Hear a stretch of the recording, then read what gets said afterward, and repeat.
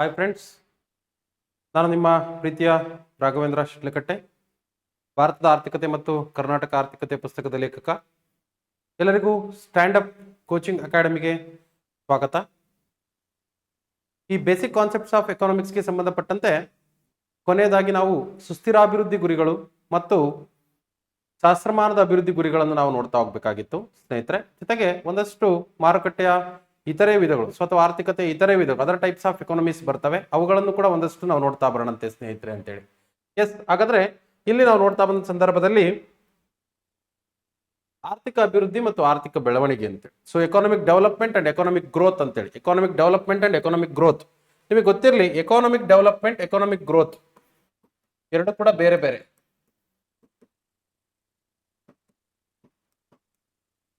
Economic development and economic growth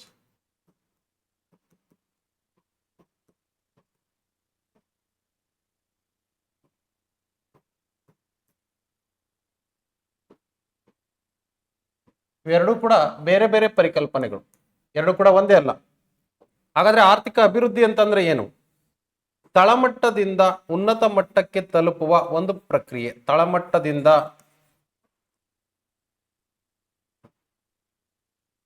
ಉನ್ನತ ಮಟ್ಟಕ್ಕೆ ತಲುಪುವ ಒಂದು ಪ್ರಕ್ರಿಯೆ. ಉನ್ನತ ಮಟ್ಟಕ್ಕೆ ತಲುಪುವ ಪ್ರಕ್ರಿಯೆಯನ್ನ ನಾವೇನಂತ ಕರಿತೀವಪ್ಪ ಅಂತಂದ್ರೆ ಆರ್ಥಿಕ ಅಭಿವೃದ್ಧಿ ಅಂತ ಕರಿತೀವಿ. ತಳಮಟ್ಟದಿಂದ ಉನ್ನತ ಮಟ್ಟಕ್ಕೆ ತಲುಪುವ ಪ್ರಕ್ರಿಯೆಯನ್ನ ನಾವೇನಂತ ಕರಿತೀವಿ? ಆರ್ಥಿಕ ಅಭಿವೃದ್ಧಿ ಅಂತ ಕರಿತೀವಿ. If you a country under developed and developing countries and developed countries. So ನೋಡಿ, ಈ ರೀತಿಯಾಗಿ ಹಂತ ಹಂತವಾಗಿ ಬೆಳವಣಿಗೆ ಆಗೋದನ್ನ ನಾವೇನಂತ ಕರಿತೀವಿ ಅಂತಂದ್ರೆ ಅಭಿವೃದ್ಧಿ ಅಂತ ಕರಿತೀವಿ. ಅಂದ್ರೆ ಒಂದು ರಾಷ್ಟ್ರ ಹಿಂದುಳಿದ ಸ್ಥಿತಿಯಲ್ಲಿದ್ದು, ಅಂಡರ್ ಡೆವಲಪ್ಡ್ ಕಂಟ್ರಿ ಆಗಿದ್ದು, ಅಂಡರ್ ಡೆವಲಪ್ಡ್ ಕಂಟ್ರಿ, ಹಿಂದುಳಿದ ರಾಷ್ಟ್ರವಾಗಿದ್ದು, ನಂತರ ಅದು ಡೆವಲಪಿಂಗ್ ಕಂಟ್ರಿ ಆಗಿ ಅಭಿವೃದ್ಧಿ ಹೊಂದುತ್ತಿರುವ ರಾಷ್ಟ್ರವಾಗಿ, ನಂತರ ಅದು ಡೆವಲಪ್ಡ್ ಅಭಿವೃದ್ಧಿ ಹೊಂದಿದ ರಾಷ್ಟ್ರ ಆಗುವಂತ ಈ ಪ್ರಾಸೆಸ್ ಅನ್ನ ನಾವೇನಂತ ಕರಿತೀವಿ ಅಂದ್ರೆ ಆರ್ಥಿಕ ಅಭಿವೃದ್ಧಿ ಅಂತ ಕರಿತೀವಿ ಸ್ನೇಹಿತರೆ. ಈ ಆರ್ಥಿಕ ಅಭಿವೃದ್ಧಿ ಏನಿದೆ, ಆರ್ಥಿಕ ಅಭಿವೃದ್ಧಿ ಅನ್ನುವಂಥದ್ದು ಸಾಧಿಸಬೇಕು ಅಂತಂದ್ರೆ ಒಂದು ತಳಮಟ್ಟದಿಂದ ಉನ್ನತ ಮಟ್ಟದ ತಲುಪುವಂತ ಒಂದು ಪ್ರಾಸೆಸ್ ಅನ್ನು ನಾವು ಅಭಿವೃದ್ಧಿ ಅಂತ ಕರೆದಿದ್ದೆ. ಆದ್ರೆ ಮತ್ತೆ ಬೆಳವಣಿಗೆ ಅಂದ್ರೆ ಏನ್ ಸರ್? ಸೊ ನೋಡಿ, ಬೆಳವಣಿಗೆ ಅಂತಂದ್ರೆ ಏನು?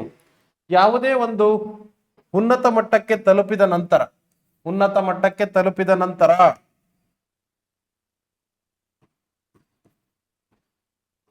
ಉನ್ನತ ಮಟ್ಟಕ್ಕೆ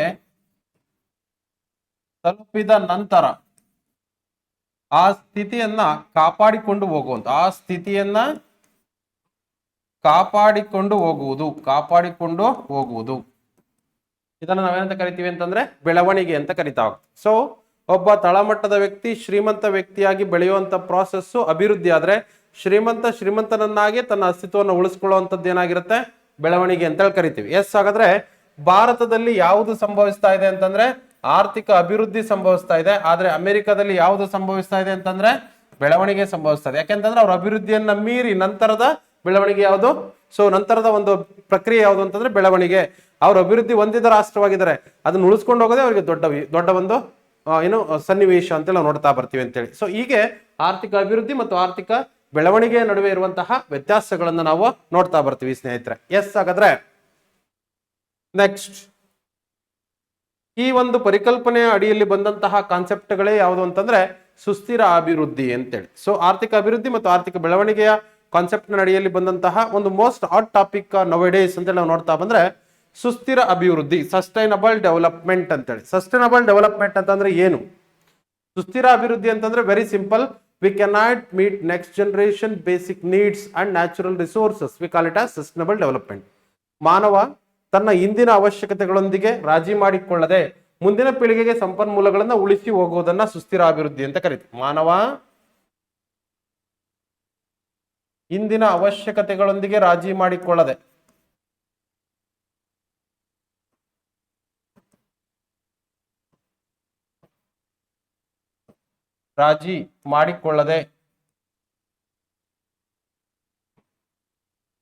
ಮುಂದಿನ ಪೀಳಿಗೆಗೆ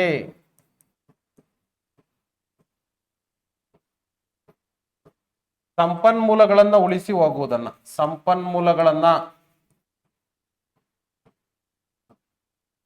ಉಳಿಸಿ ಹೋಗುವುದನ್ನ ನಾವೇನಂತ ಕರಿತೀವಿ? ಉಳಿಸಿ ಹೋಗುವುದನ್ನ ಸುಸ್ಥಿರ ಅಭಿವೃದ್ಧಿ ಅಂತ ಕರಿತೀವಿ. ಮಾನವ ತನ್ನ ಇಂದಿನ ಅವಶ್ಯಕತೆಗಳೊಂದಿಗೆ ರಾಜಿ ಮಾಡಿಕೊಳ್ಳದೆ ಏನ್ ಬೇಕೋ ಅದನ್ನ ಬಳಸ್ಕೊಂಡು ಮುಂದಿನ ಪೀಳಿಗೆಗೂ ಸಂಪನ್ಮೂಲಗಳನ್ನ ಬಿಟ್ಟು ಹೋಗುವುದನ್ನ ನಾವೇನಂತ ಕರಿತೀವಿ ಅಂತಂದ್ರೆ ಸುಸ್ಥಿರ ಅಭಿವೃದ್ಧಿ ಅಂತ ಕರಿತೀವಿ ಸ್ನೇಹಿತರೆ. ಎಸ್, ಹಾಗಾದ್ರೆ the sustainable development concept has to given by, ಸುಸ್ಥಿರಾಭಿವೃದ್ಧಿ ಪರಿಕಲ್ಪನೆಯನ್ನ ನೀಡಿದವರು ಯಾರು? ಸುಸ್ಥಿರಾಭಿವೃದ್ಧಿ ಪರಿಕಲ್ಪನೆಯನ್ನ ನೀಡಿದವರು ಯಾರಪ್ಪ ಅಂತಂದ್ರೆ Brundtland commission. The sustainable development concept has to given by Brundtland ಆಯೋಗ ಅಂತ ನೋಡ್ತಾ, ಬ್ರಂಟ್ಲ್ಯಾಂಡ್ ಆಯೋಗ.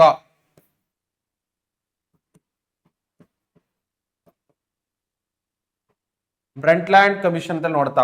ಎಸ್, ಹಾಗಾದ್ರೆ ಈ ಬ್ರಂಟ್ಲ್ಯಾಂಡ್ ಕಮಿಷನ್ ಅನ್ನ ನೇಮಕ ಮಾಡಿದ್ದವರು ಯಾರು? ನೋಡಿ, ಇವರು ಬ್ರಂಟ್ಲ್ಯಾಂಡ್ ಅವರು ನಾರ್ವೆ ರಾಷ್ಟ್ರದ ಮಾಜಿ ಪ್ರಧಾನಿ ಮಹಿಳೆ. ಇವರು ನಾರ್ವೆ ರಾಷ್ಟ್ರದ ಮಾಜಿ ಪ್ರಧಾನಿ ಆಗಿರ್ತಾರೆ. ಇವರ ಅಧ್ಯಕ್ಷತೆಯಲ್ಲಿ ಒಂದು ಕಮಿಟಿಯನ್ನ ನೇಮಕ ಮಾಡಲಾಗುತ್ತೆ.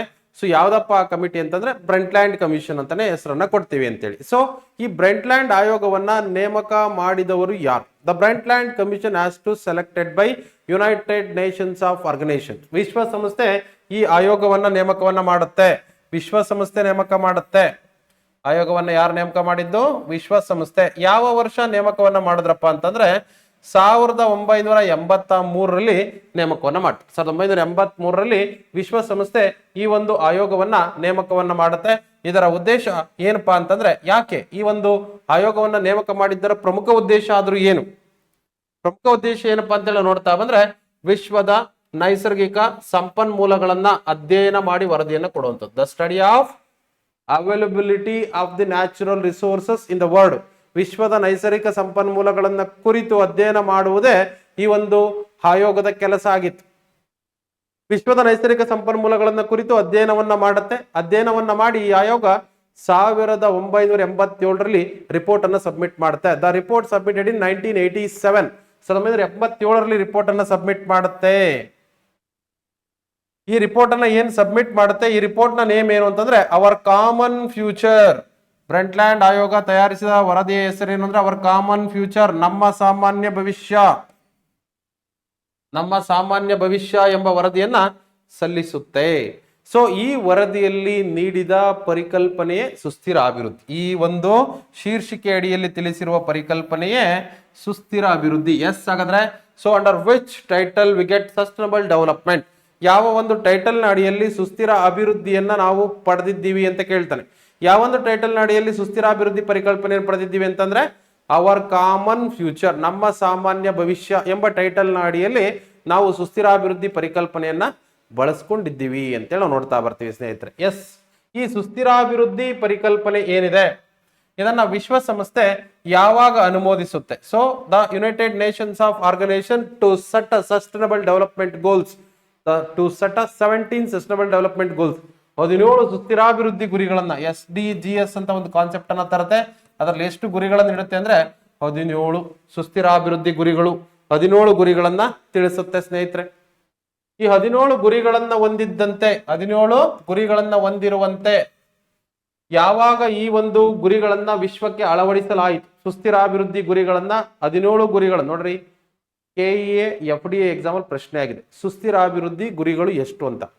ಸುಸ್ಥಿರಾಭಿವೃದ್ಧಿ ಗುರಿ ಮೇಲೆ ನೀವು ಮುಂದೆ ಬರೆಯುವಂತ ಎಲ್ಲಾ ಎಕ್ಸಾಮ್ ಅಲ್ಲೂ ಪ್ರಶ್ನೆಗಳಿರುತ್ತೆ. ಹಿಂದೆ ನಡೆದಂತ 7-8 ಎಕ್ಸಾಮ್ಗಳಲ್ಲಿ ಸುಸ್ಥಿರಾಭಿವೃದ್ಧಿ ಗುರಿಯ ಬಗ್ಗೆ ಪ್ರಶ್ನೆಗಳನ್ನ ಕೇಳಿದ್ದಾನೆ ಸ್ನೇಹಿತರೆ.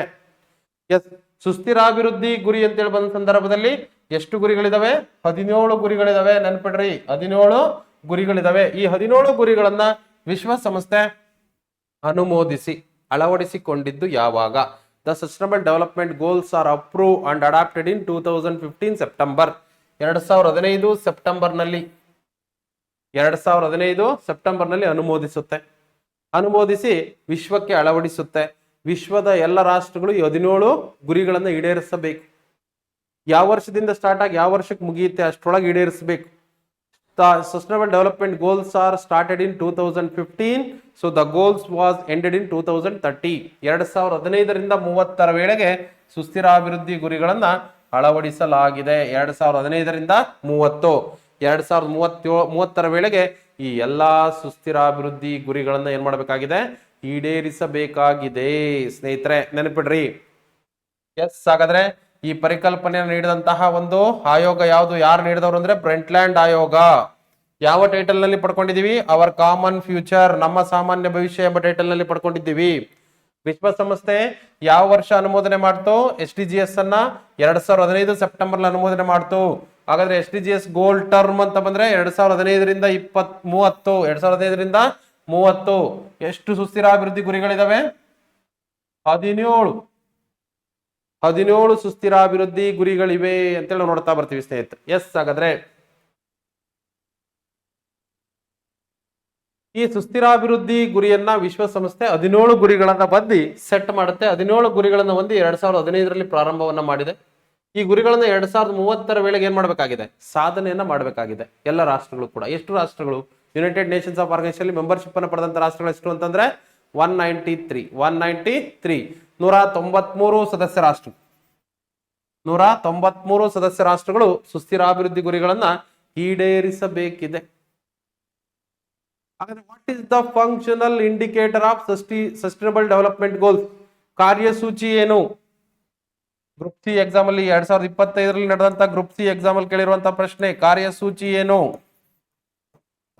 Functional indicator. Transforming our world, ನೆನಪಿಡ್ರಿ ಪ್ರಶ್ನೆಯನ್ನು ಕೇಳಿದಾನೆ. ಟ್ರಾನ್ಸ್ಫಾರ್ಮಿಂಗ್ ಅವರ್ ವರ್ಲ್ಡ್, ನಮ್ಮ ವಿಶ್ವವನ್ನ ಪರಿವರ್ತಿಸುವುದು. ನಮ್ಮ ವಿಶ್ವವನ್ನ ಪರಿವರ್ತಿಸುವುದು, ಟ್ರಾನ್ಸ್ಫಾರ್ಮಿಂಗ್ ಅವರ್ ವರ್ಲ್ಡ್ ಅಂತೇಳಿ ನೋಡ್ತಾ ಟ್ರಾನ್ಸ್ಫಾರ್ಮಿಂಗ್ ಅವರ್ ವರ್ಲ್ಡ್ ಅಂತೇಳಿ ನಾವು ನೋಡ್ತಾ ಬರ್ತೀವಿ ಸ್ನೇಹಿತರೆ. ಕ್ಲಿಯರ್?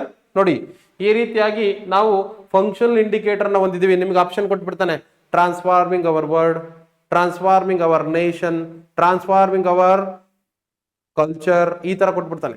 4 ಆಪ್ಷನ್ಸ್ ಅನ್ನ ಕೊಡ್ತಾನೆ. ಹಿಂಗೆ ಕೊಟ್ಟಿದ್ದಾನೆ, ನೆನ್ಪಿಡ್ಬೇಕು. ಟ್ರಾನ್ಸ್ಫಾರ್ಮಿಂಗ್ ಅವರ್ ವರ್ಲ್ಡ್, ನಮ್ಮ ವಿಶ್ವವನ್ನ ಪರಿವರ್ತಿಸುವುದು ಈ ಸುಸ್ಥಿರಾಭಿವೃದ್ಧಿ ಗುರಿಯ ಒಂದು ಪ್ರಮುಖ ಕಾರ್ಯಸೂಚಿ ಆಗಿದೆ ಅಂತೇಳಿ ನೋಡ್ತಾ. ಇನ್ನ ಮುಂದೆ ಚಾಲೆಂಜ್ ಏನ್ ನಿಮ್ಗೆ ಅಂತಂದ್ರೆ 17 ಗುರಿಗಳನ್ನ ಹಾರ್ಡ್ಲಿ ನೆನ್ಪಿಡ್ಬೇಕು. ಯಾಕಂದ್ರೆ 545 PSN ಒಂದು ಪ್ರಶ್ನೆ ಕೇಳಿದ್ದ, ಶುದ್ಧ ಕುಡಿಯುವ ನೀರು ಮತ್ತು ನೈರ್ಮಲ್ಯ ಸುಸ್ಥಿರ ಅಭಿವೃದ್ಧಿಯ ಎಷ್ಟನೇ ಗುರಿ ಅಂತ ಕೇಳಿದ್ದ.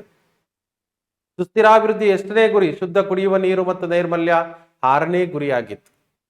ಇತ್ತೀಚೆಗೆ ನಡೆದಂತಹ ಇದೇ ಮಂತ್ ಏನು ಲಾಸ್ಟ್ ಮಂತ್ ಅಕ್ಟೋಬರ್ ಅಲ್ಲಿ ನಡೆದಂತಹ group C HK group C exam ಅಲ್ಲಿ ಒಂದು ಪ್ರಶ್ನೆ ಕೇಳಿದಾನೆ, what is 5th goal of sustainable development ಅಂತ ಕೇಳಿದಾನೆ. 5th goal of sustainable development, 5ನೇ ಸುಸ್ಥಿರಾಭಿವೃದ್ಧಿ ಗುರಿ 5ನೇ ಗುರಿ ಯಾವುದು ಅಂತ ಕೇಳಿದಾನೆ.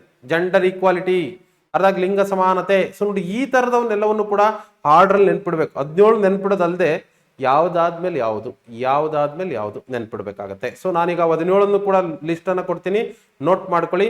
ನೀವು ಒಂದಷ್ಟು ಅವುಗಳನ್ನ ರಿವಿಷನ್ ಮಾಡ್ಕೊಳ್ಳಿ, ಆರ್ಡರ್ ವೈಸ್ ಅಲ್ಲೇ ನೆನಪಲ್ಲಿ ಇಟ್ಕೊಳ್ಳಿ. 4 ಕೊಟ್ಬಿಡ್ತಾನೆ. ಒಮ್ಮೆ ಗ್ರೂಪ್ ಸಿ ಯಾವುದು ಇಂಡಸ್ಟ್ರಿಯಲ್ ಎಕ್ಸ್ಟೆನ್ಷನ್ ಆಫೀಸರ್ ಅಲ್ಲಿ ಕೇಳಿದಾನೆ, 5 ಗುರಿಗಳನ್ನ ಕೊಟ್ಟಿದ್ದಾನೆ. ಕೆಳಗಿನ ಯಾವುದು ಸುಸ್ಥಿರಾಭಿವೃದ್ಧಿ ಗುರಿಗಳಾಗಿವೆ ಅಂತ ಕೇಳಿದೆ.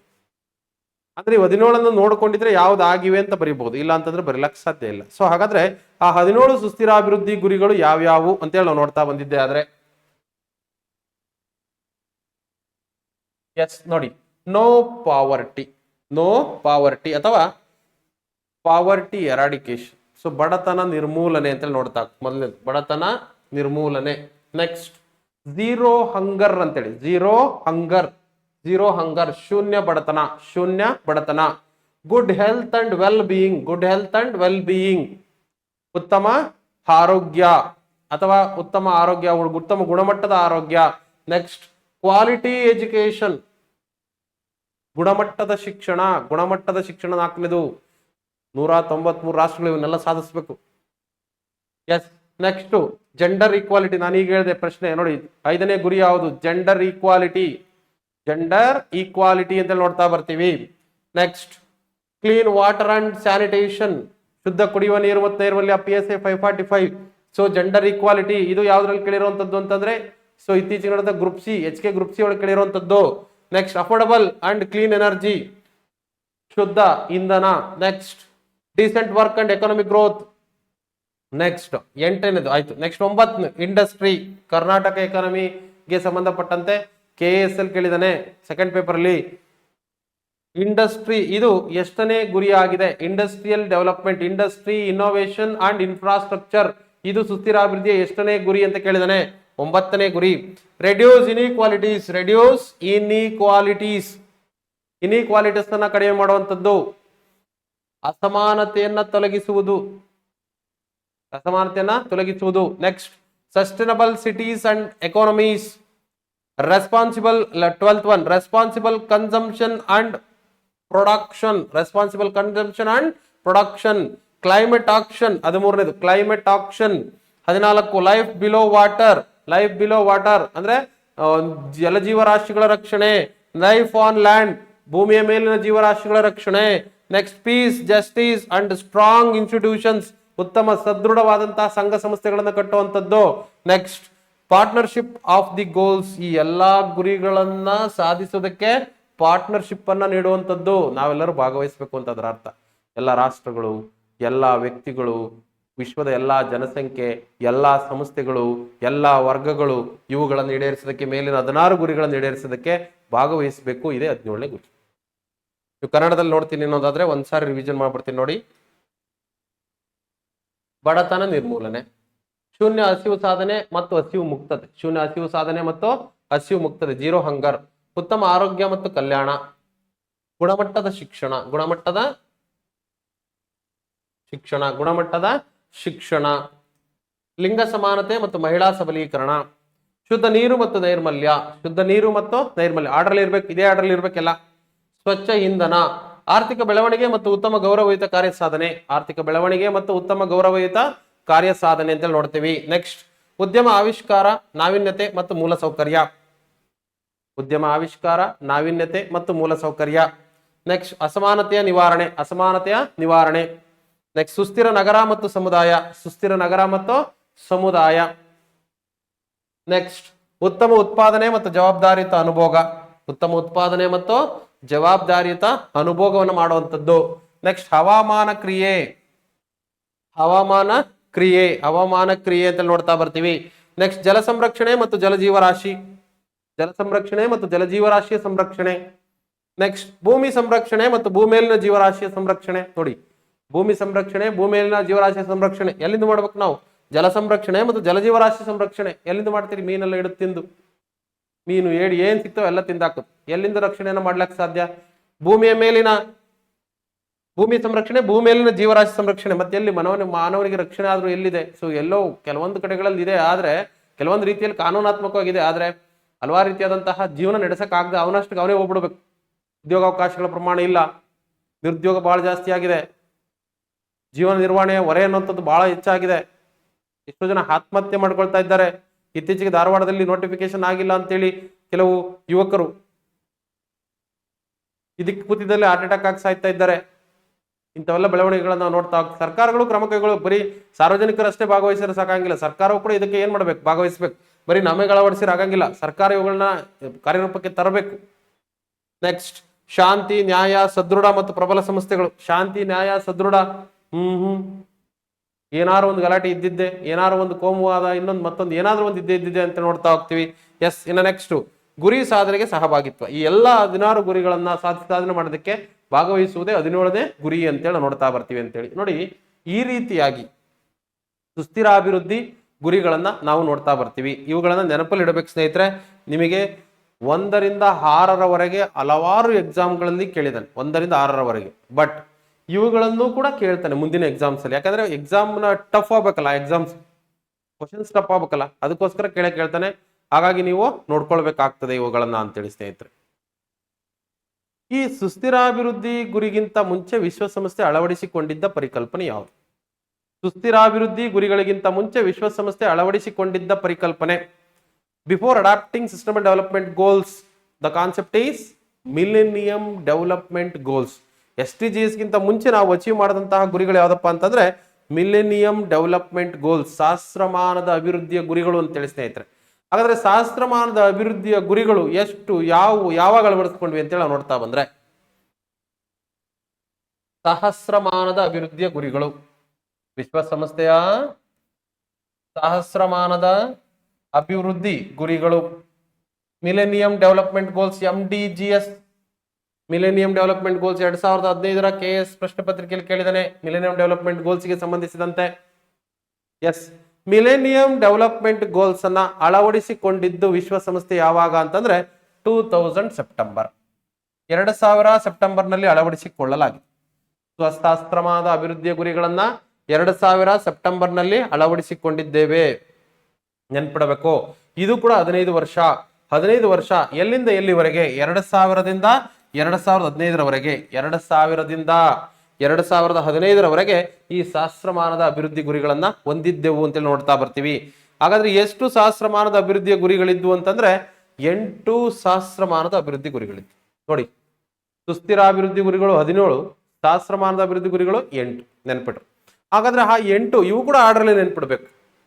ಸಹಸ್ರಮಾನದ ಅಭಿವೃದ್ಧಿಯ ಗುರಿಗಳು ಯಾವ್ಯಾವ, ಆ 8 ಗುರಿಗಳು ಯಾವ್ಯಾವು ಅಂತೆಲ್ಲ ನೋಡ್ತಾ ಬಂದ್ರೆ ನೋಡಿ, ಟರ್ಮ್ MDGs 2000ದಿಂದ 2015, SDGs 2015ರಿಂದ 20, ಕೆಲವೊಂದು ಪುಸ್ತಕಗಳಲ್ಲಿ 15ರಿಂದ 30.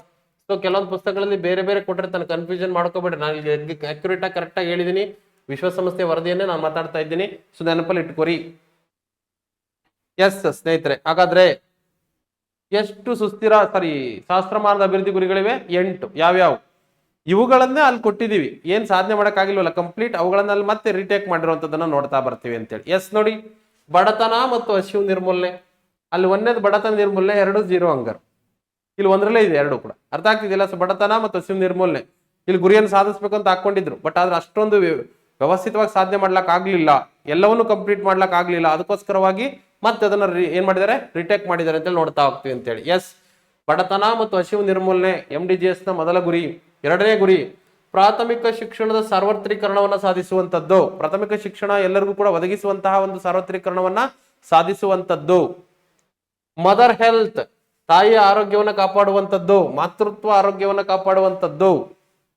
3ನೇದು ಮಾತೃತ್ವ ಆರೋಗ್ಯ. ನೋಡಿ, 4ನೇದು most important, HIV, AIDS, malaria ಅಂತಹ ಮಾರಕ ರೋಗಗಳ ನಿರ್ಮೂಲನೆ ಮಾಡುವಂಥದ್ದು. ಇದೊಂದಷ್ಟು ಸಕ್ಸಸ್ ಆಯ್ತು ಅಂತಲೂ ಕೂಡ ಹೇಳ್ಬೋದು ನಾವು. HIV ಅನ್ನು ಸಕ್ಸಸ್ ಮಾಡುವಲ್ಲಿ MDGs ತುಂಬಾ ಶ್ರಮವನ್ನು ವಹಿಸಿದೆ. HIV ಅನ್ನ ಕಡಿಮೆ ಮಾಡೋದ್ರಲ್ಲಿ, ಏಡ್ಸ್ ಅನ್ನ ಕಡಿಮೆ ಮಾಡೋದ್ರಲ್ಲಿ, ಮಲೇರಿಯಾ ಅನ್ನುವಂಥದ್ದು ಸ್ವಲ್ಪ ಲೈಟ್ ಆಗಿ ಇರ್ಬೋದು ಈಗ, ಬಟ್ ಆದ್ರೆ ಮೊದಲು ಸಿಕ್ಕಾಪಟ್ಟೆ ಇರ್ತಿತ್ತು. ಅದನ್ನ ರಿಡ್ಯೂಸ್ ಮಾಡೋದ್ರಲ್ಲಿ ಇವು ಸಕ್ಸಸ್ ಆಗಿದಾವೆ ಅಂತೇಳಿ ನೋಡ್ತಾ. ಪರಿಸರ ಸುಸ್ಥಿರತೆಯನ್ನ ಕಾಪಾಡುವುದು, environmental sustainability, to achieve environment sustainability, ಪರಿಸರ ಸುಸ್ಥಿರತೆಯನ್ನ ಕಾಪಾಡುವಂಥದ್ದು.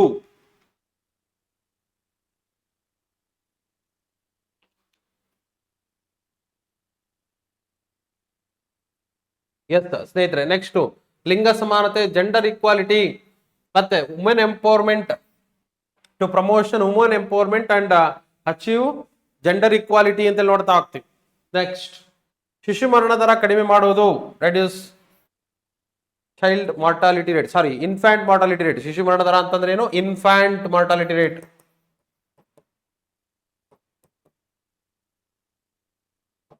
IMR ಅಂತ ಕರಿತೀವಿ, ಇನ್ಫ್ಯಾಂಟ್ ಮಾರ್ಟಾಲಿಟಿ ರೇಟ್. ಶಿಶು ಮರಣ ದರವನ್ನ ಕಡಿಮೆ ಮಾಡುವುದು. ಈ ಅಭಿವೃದ್ಧಿಗೆ ಜಾಗತಿಕ ಸಹಭಾಗಿತ್ವವನ್ನು ಬೆಳೆಸುವುದು. ಈ 7 ಏನು ಅಭಿವೃದ್ಧಿ ಇದೆ, ರಾಷ್ಟ್ರದ ಆರ್ಥಿಕ ಅಭಿವೃದ್ಧಿಗಳಿದಾವೆ ಮತ್ತು ಜಗತ್ತಿನ ಅಭಿವೃದ್ಧಿ ಏನಿದೆ, ಇದಕ್ಕೆ ಸಹಭಾಗಿತ್ವವನ್ನು ಬೆಳೆಸುವಂತದ್ದು ಅಂತೇಳಿ ನಾವು ನೋಡ್ತಾ ಹೋಗ್ತೀವಿ. ಸಹಭಾಗಿತ್ವವನ್ನ ಬೆಳೆಸುವಂತದ್ದು ಅಂತೇಳಿ ನಾವು ನೋಡ್ತೇವೆ ಸ್ನೇಹಿತರೆ. ಎಸ್, ಹೀಗೆ ನಾವು MDGs ನ ಗುರಿಗಳನ್ನು ನೋಡ್ತೀವಿ. ಏನು ಶಿಶು ಮರಣ ದರ ಅಂತಂದ್ರೆ? ಶಿಶು ಮರಣ ದರ ಅಂತಂದ್ರೆ ಏನು? ಶಿಶು ಮರಣ ದರ ಅಂತಂದ್ರೆ ವೆರಿ ಸಿಂಪಲ್. ಶಿಶು ಮರಣ ದರ ಅಂತಂದ್ರೆ ಫಸ್ಟ್ ಆಫ್ ಆಲ್ ಮರಣ ದರ ಅಂತ ಬಂದ್ರೆ ರೈಟ್, ಮರಣ ದರ ಅಂದ್ರೆ ಏನು? ಫಸ್ಟ್ ಆಫ್ ಆಲ್ ಪ್ರತಿ 1000 ಜನರಿಗೆ 1 ವರ್ಷಾವಧಿಯಲ್ಲಿ ಸಾವನ್ನಪ್ಪುವ ಜನರ ಸಂಖ್ಯೆ.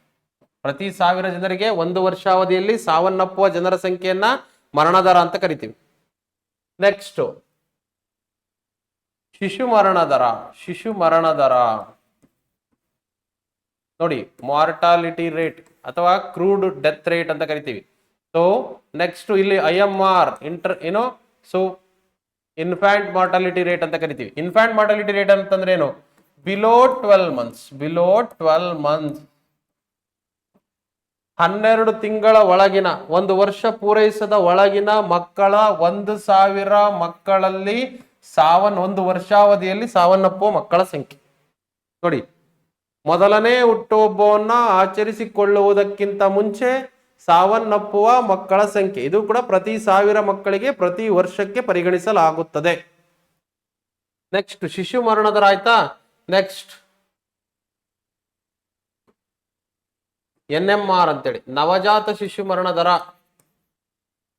ನವಜಾತ ಶಿಶು ಮರಣ ದರ, ನಿಯೋನಟಲ್ ಮಾರ್ಟಾಲಿಟಿ ರೇಟ್ ಅಂತೇಳಿ, ನಿಯೋನಟಲ್ ಮಾರ್ಟಾಲಿಟಿ ರೇಟ್, ನವಜಾತ ಶಿಶು ಮರಣ ದರ.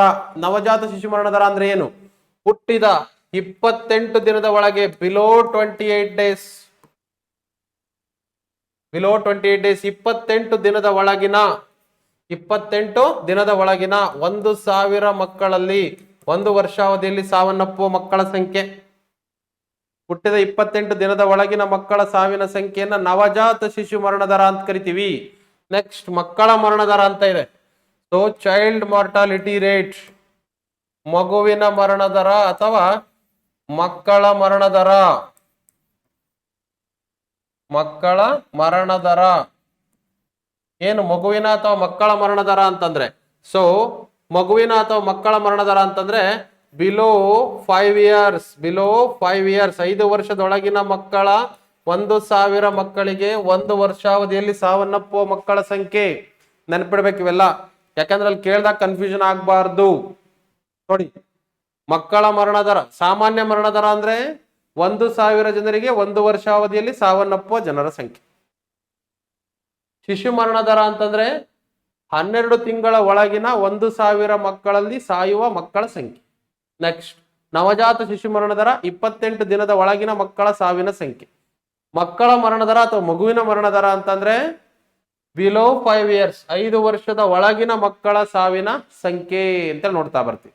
ಎಸ್, ಇನ್ನೊಂದಿದೆ ವಿಶೇಷ ಏನಪ್ಪಾ ಅಂತಂದ್ರೆ ತಾಯಂದಿರ ಮರಣ ದರ, ಮ್ಯಾಟರ್ನಲ್ ಮಾರ್ಟಾಲಿಟಿ ರೇಟ್.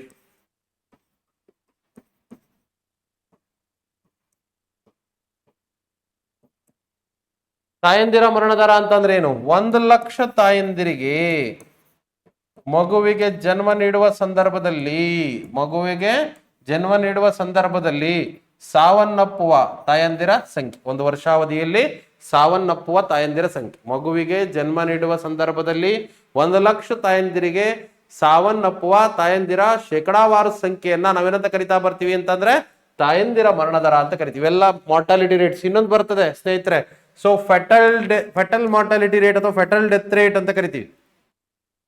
ಭ್ರೂಣಾವಸ್ಥೆಯ ಮರಣ ದರ.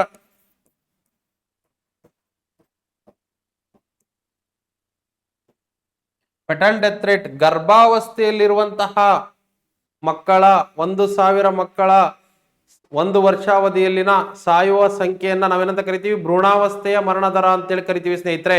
ನೋಡಿ, ಇವೆಲ್ಲ mortality rate. KS mains 15 marks ಪ್ರಶ್ನೆ to explain different types of mortality rate ಅಂತ ಕೇಳಿದಾನೆ. ಜೊತೆಗೆ ಲಾಸ್ಟ್ KSET ಎಕ್ಸಾಮ್ ಅಲ್ಲಿ ಕೇಳಿದಾನೆ ಜನನ ದರ ಮರಣ ದರವನ್ನ ಎಷ್ಟು 1,000 ಜನರಿಗೆ ಪರಿಗಣಿಸಲಾಗುತ್ತದೆ ಅಂತೇಳಿ.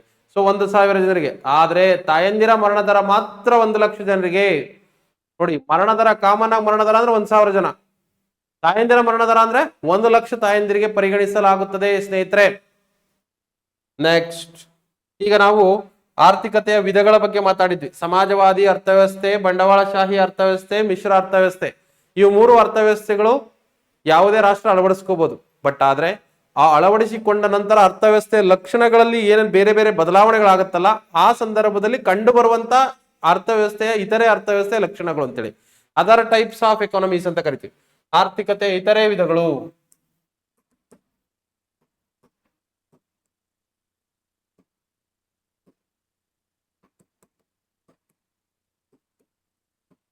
ಆರ್ಥಿಕತೆ ಇತರೆ ವಿಧಗಳು, ಅದರ್ ಟೈಪ್ಸ್ ಆಫ್ ಎಕಾನಮೀಸ್ ಅಂತ. ಅದರ್ ಟೈಪ್ಸ್ ಆಫ್ ಎಕಾನಮೀಸ್ ಅಂತ ಹೇಳಿ ಬಂತಪ್ಪ ಅಂತಂದ್ರೆ ಮೊದಲನೇದಾಗಿ ಯಾವ್ದು ಬರುತ್ತೆ?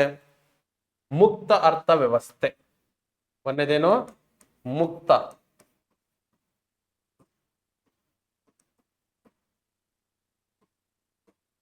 ಅರ್ಥ ವ್ಯವಸ್ಥೆ. ಮುಕ್ತ ಅರ್ಥ ವ್ಯವಸ್ಥೆ. ಮುಕ್ತ ಅರ್ಥ ವ್ಯವಸ್ಥೆ ಅಂತಂದ್ರೆ ಏನಪ್ಪಾ ಅಂತೇಳಿ ನೋಡ್ತಾ ಬಂದ್ರೆ, ಮುಕ್ತ ಅರ್ಥ ವ್ಯವಸ್ಥೆ ಅಂತಂದ್ರೆ ಏನು? Open economy. Open economy. Open economy ಅಂತಂದ್ರೆ ಏನು? Free trade between country to country, we call it as open economy ಅಂತ ಕರಿತೀವಿ. ರಾಷ್ಟ್ರಗಳ ನಡುವೆ ಮುಕ್ತ ವಿದೇಶಿ ವ್ಯಾಪಾರಕ್ಕೆ ಅವಕಾಶ ಕಲ್ಪಿಸಿದ್ದರೆ ಅದನ್ನ ಮುಕ್ತ ಅರ್ಥವ್ಯವಸ್ಥೆ ಅಂತ ಕರಿತೀವಿ. ರಾಷ್ಟ್ರಗಳ ನಡುವೆ ಮುಕ್ತ ವಿದೇಶಿ ವ್ಯಾಪಾರಕ್ಕೆ ಅವಕಾಶ ಕಲ್ಪಿಸಿರುವ ಅರ್ಥವ್ಯವಸ್ಥೆ. ರಾಷ್ಟ್ರಗಳ ನಡುವೆ ಮುಕ್ತ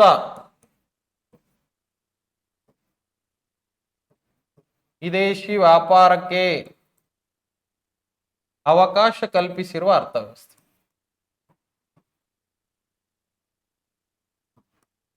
ಅವಕಾಶ ಕಲ್ಪಿಸಿರುವ ಅರ್ಥವ್ಯವಸ್ಥೆ ನಾವೇನಂತ ಕರಿತೀವಿ ಅಂತಂದ್ರೆ ಮುಕ್ತ ಅರ್ಥವ್ಯವಸ್ಥೆ. ಇದನ್ನ ನಾವು quota free and tariff free economy ಅಂತ ಕರಿತೀವಿ. Quota free and tariff free ಹಂಗಂದ್ರೆ ಏನು ಅಂತ ಕೇಳ್ತಾನೆ, ನೆನಪಲ್ಲಿ ಇಟ್ಕೊಳ್ಳಿ.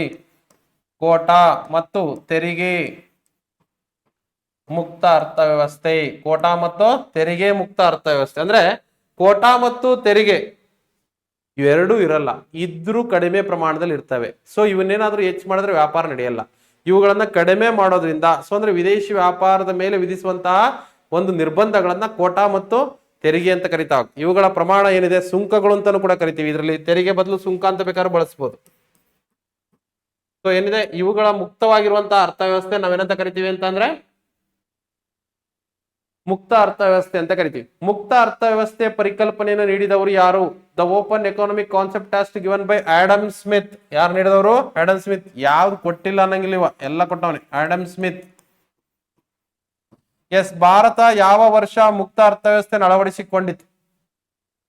ಭಾರತ ಯಾವ ವರ್ಷ ಮುಕ್ತ ಅರ್ಥವ್ಯವಸ್ಥೆಯನ್ನು ಅಳವಡಿಸಿಕೊಂಡಿದೆ ಅಂತ ನಾವು ನೋಡ್ತಾ ಬಂದ್ರೆ 1991, 1991ರಲ್ಲಿ ನಾವೇನ್ ಜಾಗತೀಕರಣ, ಖಾಸಗೀಕರಣ,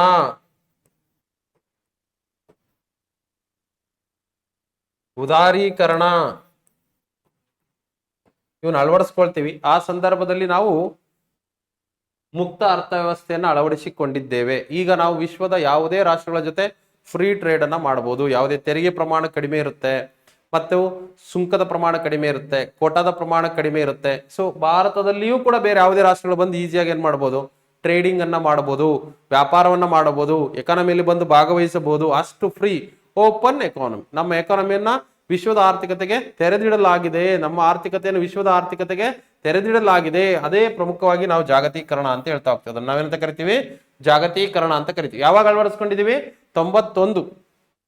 ಏನ್ LPG ಅನ್ನು ನಾವು ಅಳವಡಿಸ್ಕೊಳ್ತೀವಿ, LPG ಈ ಸಂದರ್ಭದಲ್ಲಿ ಅಳವಡಿಸಿಕೊಳ್ಳಲಾಯಿತು ಅಂತ ನೋಡ್ತಾ ಹೋಗ್ತೀವಿ. LPG ಅನ್ನು ಅಳವಡಿಸಿಕೊಂಡಂತ ಸಂದರ್ಭದಲ್ಲಿ ಇವುಗಳನ್ನು ಅಳವಡಿಸಿಕೊಳ್ತೀವಿ ಸ್ನೇಹಿತರೆ. ಕ್ಲಿಯರ್? ಎಸ್. ನೋಡಿ, ಇದನ್ನ ನಾವು ಮುಕ್ತ ಅರ್ಥ ವ್ಯವಸ್ಥೆ ಅಂತ ಕರಿತೀವಿ. ಮುಕ್ತ ಅರ್ಥ ವ್ಯವಸ್ಥೆ. ಸೊ ಇಲ್ಲಿ ಸರ್ಕಾರದ ಭಾಗವಹಿಸುವಿಕೆ ಪ್ರಮಾಣ ಬಹಳ ಕಡಿಮೆ ಇರ್ತದೆ ಅಂತ ನೋಡ್ತಾ ಬರ್ತೀವಿ. ನೆಕ್ಸ್ಟ್ ಎರಡನೇದು ಮುಚ್ಚಿದ ಅರ್ಥವ್ಯವಸ್ಥೆ, closed economy.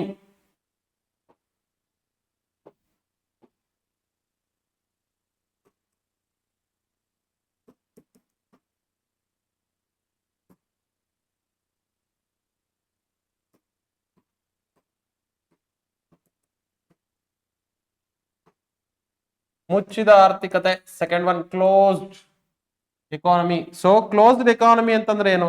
No trade between country to country, we call it as closed economy. ರಾಷ್ಟ್ರಗಳ ನಡುವೆ ಯಾವುದೇ ವಿದೇಶಿ ವ್ಯಾಪಾರಕ್ಕೆ ಅವಕಾಶ ಇಲ್ಲದೆ ಇರುವ ಅರ್ಥವ್ಯವಸ್ಥೆಯನ್ನ ಮುಚ್ಚಿದ ಅರ್ಥವ್ಯವಸ್ಥೆ ಅಂತ ಕರಿತೀವಿ.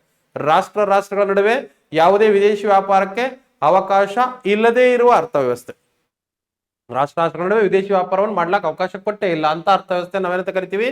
ಕ್ಲೋಸ್ಡ್ ಎಕಾನಮಿ ಅಂತ ಕರಿತಾವ. ವಿದೇಶಿ ವ್ಯಾಪಾರಕ್ಕೆ ಯಾವುದೇ ಅವಕಾಶ ಇಲ್ಲದಿರುವ ಅರ್ಥವ್ಯವಸ್ಥೆ.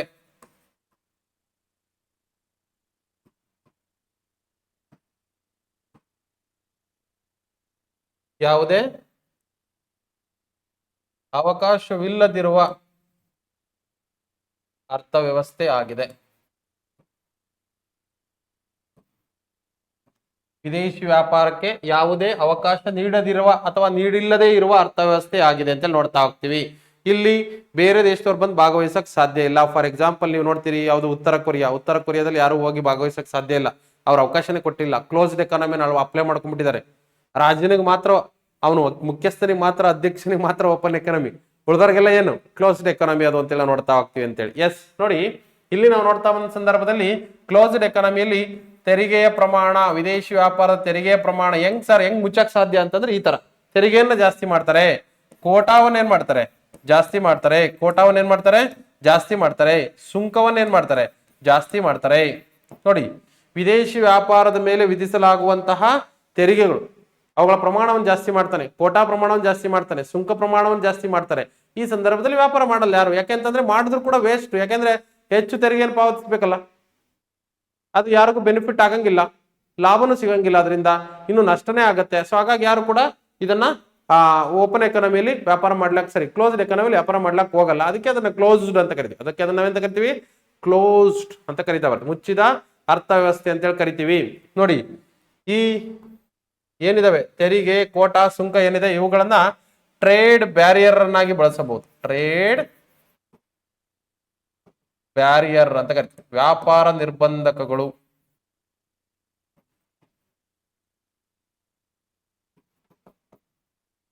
ವ್ಯಾಪಾರ ನಿರ್ಬಂಧಕಗಳನ್ನಾಗಿ ಬಳಸಲಾಗುತ್ತದೆ, ವ್ಯಾಪಾರ ನಿರ್ಬಂಧಕಗಳನ್ನಾಗಿ ಬಳಸಲಾಗುತ್ತದೆ ಅಂತ ನೋಡ್ತಾ. ಎಸ್, ಹಾಗಾದ್ರೆ ವಿದೇಶಿ ವ್ಯಾಪಾರ ನಿರ್ಬಂಧಕಗಳು ಯಾವುವು? ಕೋಟಾ ಮತ್ತು ಸುಂಕ. ಡೈರೆಕ್ಟ್ ಆಗಿ ವಿದೇಶಿ ವ್ಯಾಪಾರದ ಮೇಲೆ ವಿಧಿಸುವ ತೆರಿಗೆಯನ್ನ ಸುಂಕ ಅಂತ ಕರಿತೀವಿ ನಾವು ಅಷ್ಟೇ. ಅದಕ್ಕೆ ನಾನು ತೆರಿಗೆ ಅಂತಾನು ಕೂಡ ಕೊಟ್ಟಿದ್ದೀನಿ, ಕನ್ಫ್ಯೂಷನ್ ಆಗಬಾರ್ದು ಅಂತೇಳಿ. So export duties, import duties ಅಂತ ಕರಿತೀವಲ್ಲ, ಕಸ್ಟಮ್ ಡ್ಯೂಟೀಸ್. ಆ ಕಸ್ಟಮ್ ಡ್ಯೂಟೀಸ್ ನ ಪ್ರಮಾಣವನ್ನ ಹೆಚ್ಚಿಸ್ಬಿಟ್ವಪ್ಪ ಅಂತಂದ್ರೆ ವ್ಯಾಪಾರ ನಡೆಯಲ್ಲ. ಕಸ್ಟಮ್ ಡ್ಯೂಟೀಸ್ ಅನ್ನ ಕಡಿಮೆ ಮಾಡ್ಬಿಟ್ಟಪ್ಪ ಅಂದ್ರೆ ವ್ಯಾಪಾರ ಬಹಳಷ್ಟು ನಡೆಯುತ್ತೆ. ಕಸ್ಟಮ್ ಡ್ಯೂಟೀಸ್ ಅನ್ನು ಕಡಿಮೆ ಮಾಡಿದ್ವಿ ಓಪನ್ ಎಕಾನಮಿ, ಕಸ್ಟಮ್ ಡ್ಯೂಟೀಸ್ ಅನ್ನು ಹೆಚ್ಚೋದು ಕ್ಲೋಸ್ಡ್ ಎಕಾನಮಿ. ಸೊ ಈ ರೀತಿಯಾದಂತಹ ಒಂದು ಸನ್ನಿವೇಶ. ವ್ಯಾಪಾರ ನಿರ್ಬಂಧಕಗಳು ಯಾವುವು ಅಂತ ಕೇಳಿದ್ರೆ ಕೋಟಾ, ಸುಂಕ ಅಂತೇಳಿ ಬರೀರಿ ನೀವು. ಕೋಟಾ ಮತ್ತು ಸುಂಕ ಅಂತೇಳಿ ಬರೀರಿ. ಕ್ಲಿಯರ್? ಎಸ್. ನೋಡಿ, ಇದನ್ನು ನಾವು ಮುಚ್ಚಿದ ಅರ್ಥವ್ಯವಸ್ಥೆ ಅಂತೇಳಿ ಕರಿತಾ ಬರ್ತೀವಿ. ನೆಕ್ಸ್ಟ್ ಯಾವ್ದಪ್ಪ ಅಂತೇಳಿ ನಾವು ನೋಡ್ತಾ ಬಂದ್ರೆ ಮೂರನೇದು ಫ್ರೀ ಮಾರ್ಕೆಟ್ ಎಕಾನಮಿ.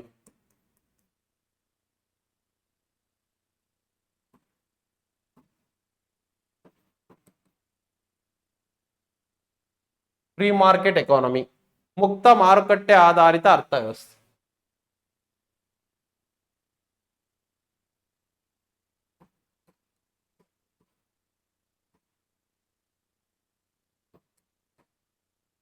ಮುಕ್ತ ಮಾರುಕಟ್ಟೆ ಆಧಾರಿತ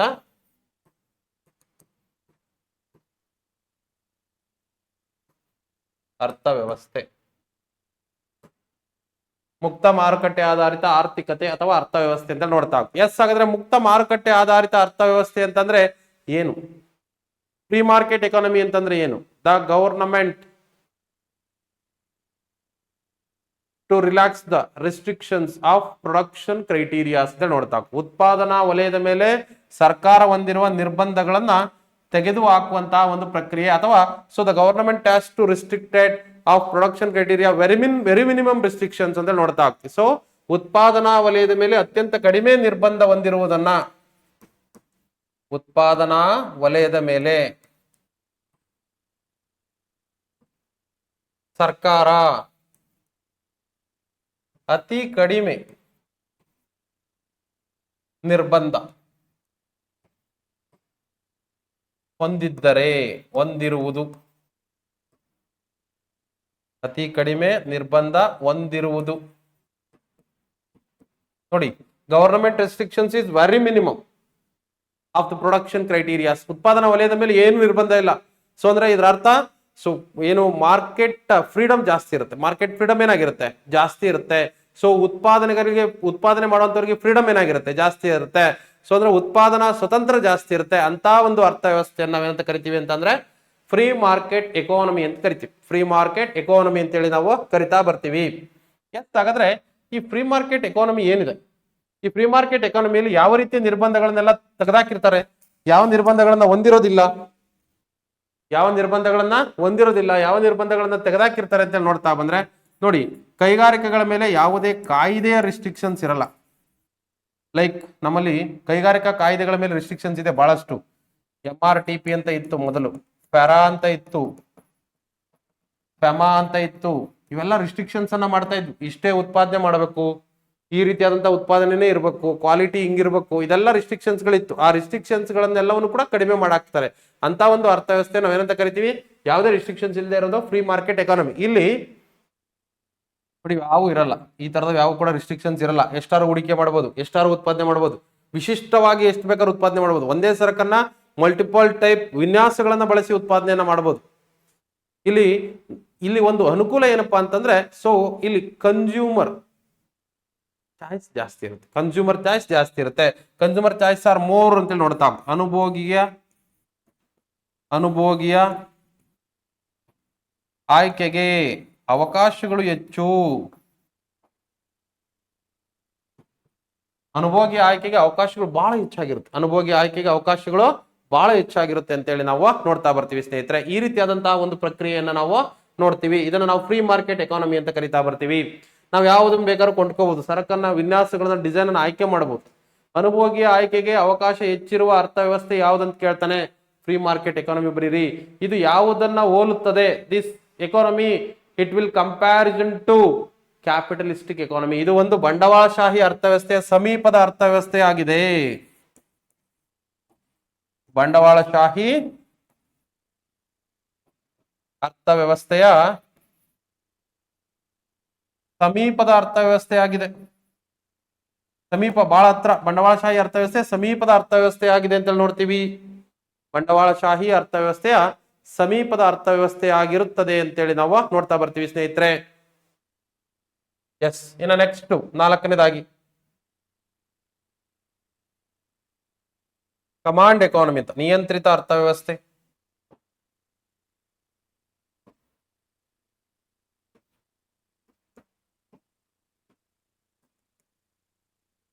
ನಿಯಂತ್ರಿತ ಆರ್ಥಿಕತೆ.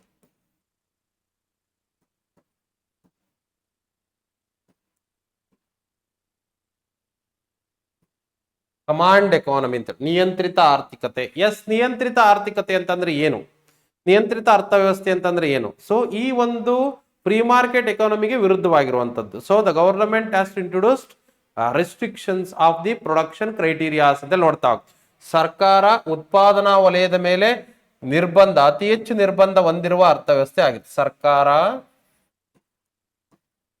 ಉತ್ಪಾದನಾ ವಲಯದ ಮೇಲೆ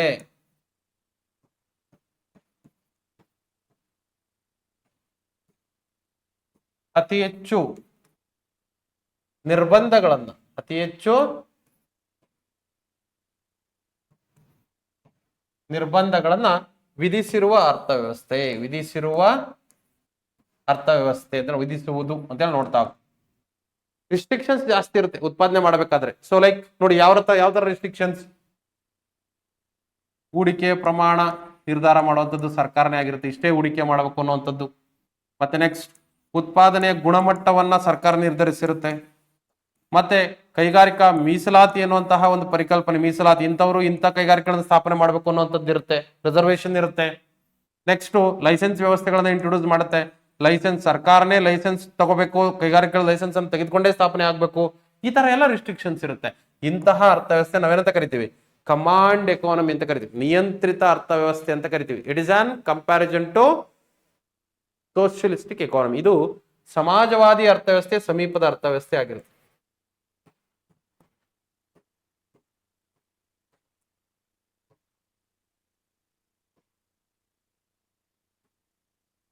ನೋಡಿ, ಸಮಾಜವಾದಿ ಅರ್ಥವ್ಯವಸ್ಥೆಯ ಸಮೀಪದ ಅರ್ಥವ್ಯವಸ್ಥೆ ಆಗಿರುತ್ತದೆ ಅಂತೇಳಿ ನಾವು ಇಲ್ಲಿ ಹೇಳ್ಬೋದಾಗಿರುತ್ತೆ ಅಂತೇಳಿ. ಸೊ ನೋಡಿ, ಅರ್ಥ ಮಾಡ್ಕೊರಿ, ಇಲ್ಲಿ ಖಾಸಗಿಯವರೇ ಕೈಗಾರಿಕೆ ಸ್ಥಾಪನೆ ಮಾಡಿದ್ರು ಕೂಡ ಅವುಗಳ ಮೇಲೆ ನಿಯಂತ್ರಣ ಯಾರ್ದಿರುತ್ತೆ, ಗವರ್ನಮೆಂಟ್ದೇ ಇರುತ್ತೆ. ಒಂದ್ ರೀತಿ ಗವರ್ನಮೆಂಟ್ ನಾವು ತರನೇ ಇರುತ್ತೆ. ಇವತ್ತು ಅಂತ ಒಂದು ನಿರ್ಬಂಧಗಳನ್ನ ವಿಧಿಸುವಂತ ಅರ್ಥವ್ಯವಸ್ಥೆ ಯಾವ್ದಪ್ಪ ಅಂತಂದ್ರೆ ನಿಯಂತ್ರಿತ ಅರ್ಥವ್ಯವಸ್ಥೆ ಅಂತೇಳಿ ನಾವು ನೋಡ್ತಾ ಬರ್ತೀವಿ ಅಂತೇಳಿ. ಕ್ಲಿಯರ್? ಈ ನಿಯಂತ್ರಿತ ಅರ್ಥವ್ಯವಸ್ಥೆ ಯಾವುದರ ಸಮೀಪದಲ್ಲಿದೆ ಅಂತಂದ್ರೆ ಸಮಾಜವಾದಿ ಅರ್ಥವ್ಯವಸ್ಥೆ ಸಮೀಪದ ಅರ್ಥವ್ಯವಸ್ಥೆ ಆಗಿದೆ ಅಂತೇಳಿ ನೋಡ್ತಾ ಬರ್ತೀವಿ. ಎಸ್, ಇನ್ನು ನೆಕ್ಸ್ಟ್ ನೋಡ್ತಾ ಬಂದ್ರೆ 5th ಒನ್, ಪ್ಯಾರಲಲ್ ಎಕಾನಮಿ.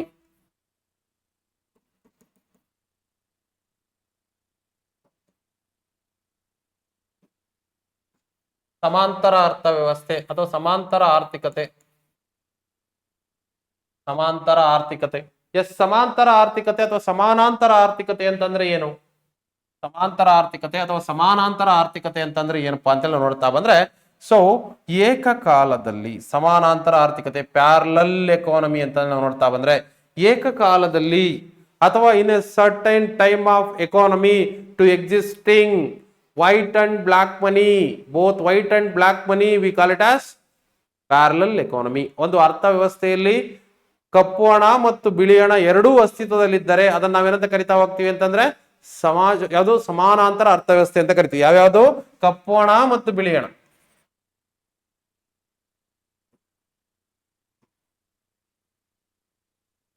ಎರಡೂ ಚಲಾವಣೆಯಲ್ಲಿದ್ದರೆ ಅಂತ ಅರ್ಥವ್ಯವಸ್ಥೆಯನ್ನು ನಾವೇನಂತ ಕರಿತಾ ಬರ್ತೀವಿ ಅಂತಂದ್ರೆ ಸಮಾಂತರ ಅರ್ಥವ್ಯವಸ್ಥೆ ಅಂತ ಕರಿತೀವಿ. ಹಾಗಾದ್ರೆ ಬಿಳಿ ಹಣ ಅಂದ್ರೆ ಏನು, ಕಪ್ಪು ಹಣ ಅಂತಂದ್ರೆ ಏನು? ತೆರಿಗೆ ಪಾವತಿಸಿ ಅರ್ಥವ್ಯವಸ್ಥೆಯಲ್ಲಿ ಹೂಡಿಕೆಯಲ್ಲಿ ಅಥವಾ ಅರ್ಥವ್ಯವಸ್ಥೆ ಯಾವುದಾದ್ರೂ ಒಂದು ಭಾಗದಲ್ಲಿ ಭಾಗವಹಿಸಿರುವ ಹಣವನ್ನ ನಾವೇನಂತ ಕರಿತೀವಿ? ಬಿಳಿ ಹಣ ಅಂತ ಕರಿತೀವಿ. ತೆರಿಗೆ ಪಾವತಿಸದೆ ಸರ್ಕಾರಕ್ಕೆ ಲೆಕ್ಕ ನೀಡದೆ ಅರ್ಥವ್ಯವಸ್ಥೆಯಲ್ಲಿ ಭಾಗವಹಿಸದೇ ಇರುವ ಹಣವನ್ನು ನಾವೇನಂತ ಕರಿತೀವಿ? ಬ್ಲಾಕ್ ಮನಿ ಅಂತೇಳಿ ಕರಿತಾ ಬರ್ತೀವಿ. ಈ ಬ್ಲಾಕ್ ಮನಿನೂ ಇರುತ್ತೆ, ವೈಟ್ ಮನಿನೂ ಇರುತ್ತೆ. ಇಂತಹ ಆರ್ಥಿಕತೆ ನಾವೇನಂತ ಕರಿತೀವಿ? ಪ್ಯಾರಲಲ್ ಎಕಾನಮಿ ಅಂತ ಕರಿತೀವಿ. ಪ್ಯಾರಲಲ್ ಎಕಾನಮಿ ಅಂತೇಳಿ ನಾವು ಕರಿತಾ ಬರ್ತೀವಿ. ಸಮಾಂತರ ಅರ್ಥವ್ಯವಸ್ಥೆ. ಕನ್ಫ್ಯೂಷನ್ ಮಾಡ್ಕೋಬಾರ್ದು, ನೆನ್ಪಿಟ್ಕೊಳ್ಳಿ. ಸಮಾಂತರ ಸಮಾನಾಂತರ ಎರಡು ಒಂದೇ. ಸಮಾಂತರ ಅರ್ಥವ್ಯವಸ್ಥೆ ಅಂದ್ರೆ ಕಪ್ಪು ಹಣನೂ ಇರುತ್ತೆ, ಅರ್ಥವ್ಯವಸ್ಥೆಯಲ್ಲಿ ಚಲಾವಣೆಯಲ್ಲಿ ಓಡಾಡ್ತಾ ಇರುತ್ತೆ, ಬಿಳಿ ಹಣವೂ ಕೂಡ ಚಲಾವಣೆಯಲ್ಲಿ ಓಡಾಡ್ತಾ ಇರುತ್ತೆ. ಸೊ ಇಂಥ ಒಂದು ಸನ್ನಿವೇಶವನ್ನು ನಾವೇನಂತ ಕರಿತೀವಿ? ಸಮಾನಾಂತರ ಅರ್ಥವ್ಯವಸ್ಥೆ. ಅದಂದ್ರೆ ಲೈಕ್ ಬ್ಲಾಕ್ ಮಾರ್ಕೆಟ್ ಅಂತ ಕರಿತಾವೆ. ಬ್ಲಾಕ್ ಮಾರ್ಕೆಟ್ ಕೂಡ ಚಲಾವಣೆಯಲ್ಲಿ ಇರುತ್ತೆ ಅಂತೇಳಿ ನಾವು ನೋಡ್ತಾ ಬರ್ತೀವಿ ಅಂತೇಳಿ. ಎಸ್ ಇನ್ನ ಸ್ನೇಹಿತರೆ, 6th ಒನ್ ಅನ್ನ ನಾವು ನೋಡ್ತಾ ಬಂದ್ರೆ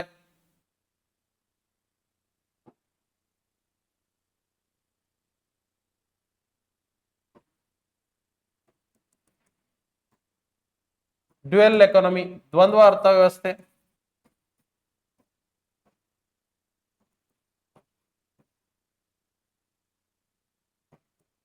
ದ್ವಂದ್ವ ಅರ್ಥವ್ಯವಸ್ಥೆ, ಡ್ಯುಯಲ್ ಎಕಾನಮಿ. ದ್ವಂದ್ವ ಅರ್ಥವ್ಯವಸ್ಥೆ ಅಂತಂದ್ರೆ ಏನು? ಡ್ಯುಯಲ್ ಎಕಾನಮಿ ನೀವೆಲ್ಲ ಬಹಳಷ್ಟು ಜನ ಅಂದ್ಕೊಂಡಿರ್ತೀರಿ ಸಮಾಜವಾದಿ ಬಂಡವಾಳಶಾಹಿ ಎರಡು ಇರೋದು ದ್ವಂದ್ವ ಅರ್ಥವ್ಯವಸ್ಥೆ ಅಂತೇಳಿ. ಮಿಶ್ರ ಅರ್ಥವ್ಯವಸ್ಥೆನೇ ದ್ವಂದ್ವ ಅರ್ಥವ್ಯವಸ್ಥೆ. ಇದೇ ಬೇರೆ ಇದೇ ಬೇರೆ. ದ್ವಂದ್ವ ಅರ್ಥವ್ಯವಸ್ಥೆ ಅಂತಂದ್ರೆ ಏನು?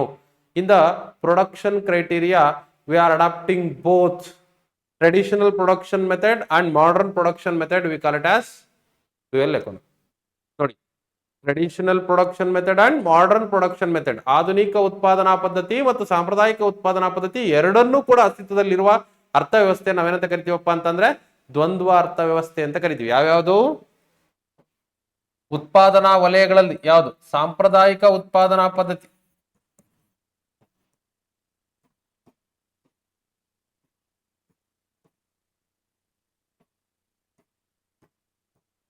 ಮತ್ತು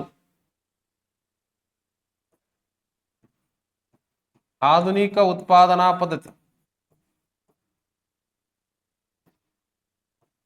ಎರಡೂ ಅಸ್ತಿತ್ವದಲ್ಲಿದ್ದರೆ ಅಂತಹ ಒಂದು ಅರ್ಥವ್ಯವಸ್ಥೆ ನಾವೇನಂತ ಕರಿತಾ ಹೋಗ್ತೀವಪ್ಪ ಅಂತಂದ್ರೆ ದ್ವಂದ್ವ ಅರ್ಥವ್ಯವಸ್ಥೆ. For example agriculture. ಎಲ್ಲಾ ಕ್ಷೇತ್ರದಲ್ಲೂ ಇದೆ. ಜಸ್ಟ್ ಅಗ್ರಿಕಲ್ಚರ್ ಎಕ್ಸಾಂಪಲ್ ತೆಗೆದುಕೊಂಡಪ್ಪ ಅಂದ್ರೆ ಮ್ಯಾನ್ ಪವರ್ ಅನ್ನ ಬಳಸಿ ಕೃಷಿ ಮಾಡೋರ ಸಂಖ್ಯೆನೂ ಕೂಡ ಜಾಸ್ತಿ ಇದೆ. ಜೊತೆಗೆ ಟ್ರ್ಯಾಕ್ಟರ್, ಟ್ರಿಲ್ಲರ್, ಯಂತ್ರೋಪಕರಣವನ್ನ ಬಳಸಿ ಕೃಷಿನೂ ಕೂಡ ಮಾಡ್ತಾ ಬರ್ತೀವಿ. ಯಂತ್ರೋಪಕರಣವನ್ನ ಬಳಸಿಯೂ ಕೂಡ ಏನ್ ಮಾಡ್ತೀವಿ? ಕೃಷಿ ಉತ್ಪಾದನೆಯನ್ನ ಮಾಡ್ತಾ ಬರ್ತೀವಿ. ಸೊ ಇದನ್ನ ನಾವೇನಂತ ಕರಿತಾ ಹೋಗ್ತೀವಪ್ಪ ಅಂತಂದ್ರೆ ದ್ವಂದ್ವ ಅರ್ಥವ್ಯವಸ್ಥೆ. ನೋಡಿ, ಕೈಗಾರಿಕೆಗಳಲ್ಲಿ ಬೃಹತ್ ಯಂತ್ರೋಪಕರಣಗಳನ್ನು ಬಳಸ್ತಾರೆ, ಶ್ರಮ ಸಾಂದ್ರ ಕೈಗಾರಿಕೆಗಳು ಕೂಡ ಇರ್ತವೆ. ಸೊ ಅಂದ್ರೆ ಇದರ ಅರ್ಥ labour intensive and capital intensive industries ಅಂತ ನೋಡ್ತಾ ಹೋಗ್ತೀವಿ. ಲೇಬರ್ ಇಂಟೆನ್ಸಿವ್ ಅಂತ ಬಂದ್ರೆ ಅದು ಸಾಂಪ್ರದಾಯಿಕ ಪದ್ಧತಿ, ಕ್ಯಾಪಿಟಲ್ ಇಂಟೆನ್ಸಿವ್ ಅಂತ ಬಂತು ಅಂತಂದ್ರೆ ಅದು ಆಧುನಿಕ ಪದ್ಧತಿ. ಲೇಬರ್ ಇಂಟೆನ್ಸಿವ್ ಶ್ರಮ ಸಾಂದ್ರ ಸಾಂಪ್ರದಾಯಿಕ ಪದ್ಧತಿ ಆದ್ರೆ ಬಂಡವಾಳ ಸಾಂದ್ರ, ನೋಡಿ ಬಂಡವಾಳ ಸಾಂದ್ರ ಅಂತಂದ್ರೆ ಅದು ಆಧುನಿಕ ಪದ್ಧತಿ ಆಗಿರುತ್ತೆ ಅಂತೇಳಿ ಅರ್ಥ. ಸೊ ನೆನಪಲ್ಲಿ ಇಟ್ಕೊಳ್ಳಿ, labour intensive and capital intensive ಎರಡೂ ಕೂಡ ಅಸ್ತಿತ್ವದಲ್ಲಿದ್ದರೆ ಆ ಅರ್ಥವ್ಯವಸ್ಥೆ ಏನಂತ ಕರಿತೀವಿ? ದ್ವಂದ್ವ ಅರ್ಥವ್ಯವಸ್ಥೆ ಅಥವಾ ದ್ವಂದ್ವ ಆರ್ಥಿಕತೆ ಅಂತೇಳಿ ಕರಿತೀವಿ. ದ್ವಂದ್ವ ಅರ್ಥವ್ಯವಸ್ಥೆ ಅಥವಾ ದ್ವಂದ್ವ ಆರ್ಥಿಕತೆ ಅಂತೇಳಿ ನಾವು ಕರಿತೀವಿ.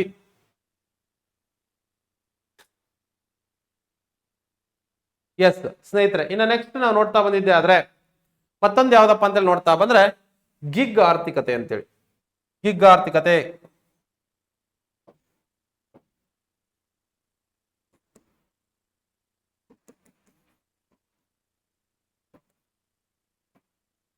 ಗಿಗ್ ಅರ್ಥವ್ಯವಸ್ಥೆ ಆರ್ಥಿಕತೆ, ಗಿಗ್ ಆರ್ಥಿಕತೆ. ಎಸ್ ಹಾಗಾದ್ರೆ ಗಿಗ್ ಆರ್ಥಿಕತೆ ಅಂತಂದ್ರೆ ಏನು?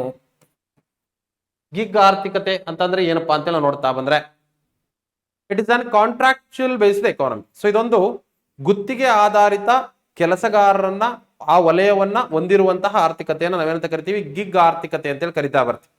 ಸೊ ಯಾವುದು ಗಿಗ್ ಆರ್ಥಿಕತೆ ಅಂತಂದ್ರೆ ಗುತ್ತಿಗೆ ಆಧಾರಿತ ಕೆಲಸಗಾರರನ್ನ ಹೊಂದಿರುವಂತಹ ಅರ್ಥವ್ಯವಸ್ಥೆ. ಗುತ್ತಿಗೆ ಆಧಾರಿತ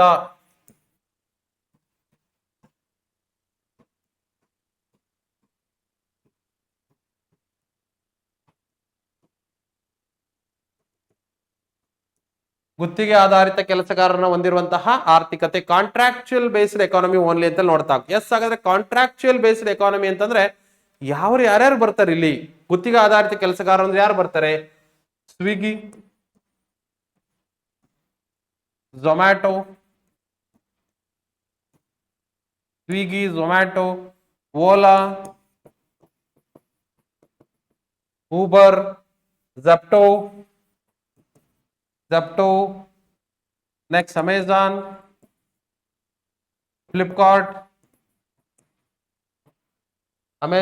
ಫ್ಲಿಪ್ಕಾರ್ಟ್, ಉದ್ಯೋಗಿಗಳಿರ್ಬೋದು. ಆಲ್ ಫುಡ್ ಡೆಲಿವರಿ ಬಾಯ್ಸ್, ಇವ್ರಿರ್ಬೋದು. ನೋಡಿ, ಈ ತರ ಏನೇನ್ ಕೆಲಸಗಾರರಿದ್ದಾರೆ ಗುತ್ತಿಗೆ ಆಧಾರಿತ ಕೆಲಸ, ಔಟ್ಸೋರ್ಸ್ ವರ್ಕರ್ಸ್ ಅಂತಾನೆ ಕರೆದು ಬಿಡ್ಬೋದು ನಾವು. ಇವ್ರನ್ನ ನಾವೇನಂತ ಕರಿತಾ ಹೋಗ್ತೀವಿ? ಸೊ ಗಿಗ್ ಎಕಾನಮಿಯ ಭಾಗ ಅಂತ ಕರಿತಾ ಹೋಗ್ತೀವಿ. ಭಾರತದಲ್ಲಿ ಗಿಗ್ ಎಕಾನಮಿ ಉದ್ಯೋಗ ಅವಕಾಶಗಳ ಸಂಖ್ಯೆ ಇತ್ತೀಚೆಗೆ ಏನಾಗ್ತಾ ಇದೆ? ಜಾಸ್ತಿ ಆಗ್ತಾ ಇದೆ. ಜೊತೆಗೆ ಇವರಿಗೆ ಯಾವುದೇ ರೀತಿಯಾದಂತಹ ಭದ್ರತೆ ಇರಲಿಲ್ಲ. ಗಿಗ್ ವರ್ಕರ್ಸ್ಗೆ ಭದ್ರತೆ ಇರಲಿಲ್ಲ. ಗಿಗ್ ವರ್ಕರ್ಸ್ಗೆ ಸಾಮಾಜಿಕ ಭದ್ರತೆ ಮತ್ತು ಆರ್ಥಿಕ ಭದ್ರತೆಯನ್ನ ಒದಗಿಸುವುದಕ್ಕೋಸ್ಕರವಾಗಿ ಮಸೂದೆಯನ್ನ ಮಂಡಿಸಿದ ಮೊದಲ ರಾಜ್ಯ ಯಾವುದು? ಗಿಗ್ ವರ್ಕರ್ಸ್ಗಾಗಿ ಸಾಮಾಜಿಕ ಮತ್ತು ಆರ್ಥಿಕ ಭದ್ರತಾ ಮಸೂದೆ. ಸಾಮಾಜಿಕ ಮತ್ತು